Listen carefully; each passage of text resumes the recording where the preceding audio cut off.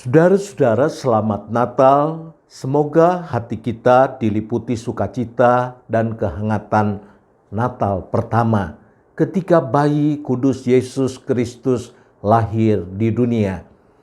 Saudara-saudara, pernahkah kita sejenak menempatkan diri di posisi orang yang bukan Kristen yang tinggal di dekat kita, di kota kita, dan ia sedang memperhatikan apa yang dilakukan orang Kristen pada saat mereka merayakan Natal dan saat sesudahnya? Mungkin ia bisa bergumam dalam hati, orang Kristen ketika Natal kelihatan berpakaian lebih rapi dari biasa, gereja-gereja penuh, lebih sesak dari biasanya, pusat perbelanjaan juga lebih ramai dari biasanya, tempat-tempat hiburan, hotel-hotel juga okupansinya meningkat drastis betapapun sedang pandemi.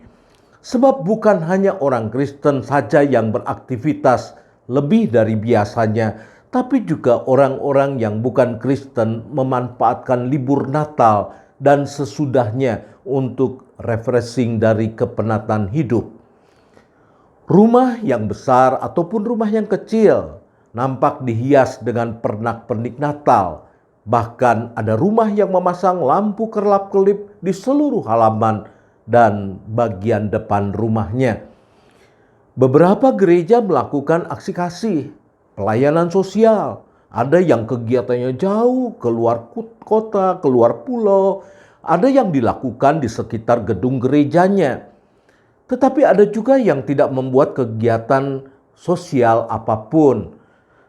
Ia hanya menyelenggarakan kebaktian biasa saja. Setelah Natal berlalu, kehidupan berjalan seperti biasanya. Tetangga itu yang tidak pernah ke gereja, ia tidak pernah kelihatan lagi bersiap pada hari Minggu. Pernak-pernik Natal hanya bertahan 1 bulan, dan setelah itu tiap rumah jadi biasa. Bukan saja tanpa pernak-pernik, sekarang berubah menjadi rumah yang banyak intrik. Baik ketika Natal dirayakan maupun setelah Natal dirayakan, tidak ada sesuatu yang berubah dalam kehidupan. Orang yang putus asa tetap putus asa. Orang yang diperlakukan tidak adil, ia tetap menanggung ketidakadilan. Bahkan orang-orang yang merampas, merampok, korupsi, tetap melakukan kesenangannya yang jahat. Dan bisa jadi pelakunya adalah orang-orang yang kemarin berbaju rapi, merayakan Natal dengan kusuk di rumah Tuhan. Saudara-saudara, bagi mereka yang melihat kita, Natal yang ia rasakan hanyalah sebuah perayaan keagamaan belaka yang tidak beda dengan perayaan keagamaan umat lainnya. Natal hanyalah sebuah hari libur di mana perputaran ekonomi semakin meningkat. Di luar itu tidak ada sesuatu yang khusus buat mereka yang melihat kita. Bukankah Natal adalah Allah datang ke dalam dunia, mengambil rupa sebagai manusia? Allah dilahirkan sebagai seorang putra yang dibesarkan di tengah sebuah keluarga untuk keselamatan dunia ini. Bukankah Natal semestinya menginspirasi setiap manusia untuk menghargai kehidupan di bumi, kehidupan yang bersahaja, sebab Allah mau datang ke bumi dan hidup sebagai manusia yang bersahaja. Tapi mengapa Natal dirayakan beratus kali, bahkan beribu kali, dunia tidak menampakkan perubahannya. Bahkan dunia semakin panas. Saudara-saudara, ini adalah sesuatu yang tidak bisa dibungkiri.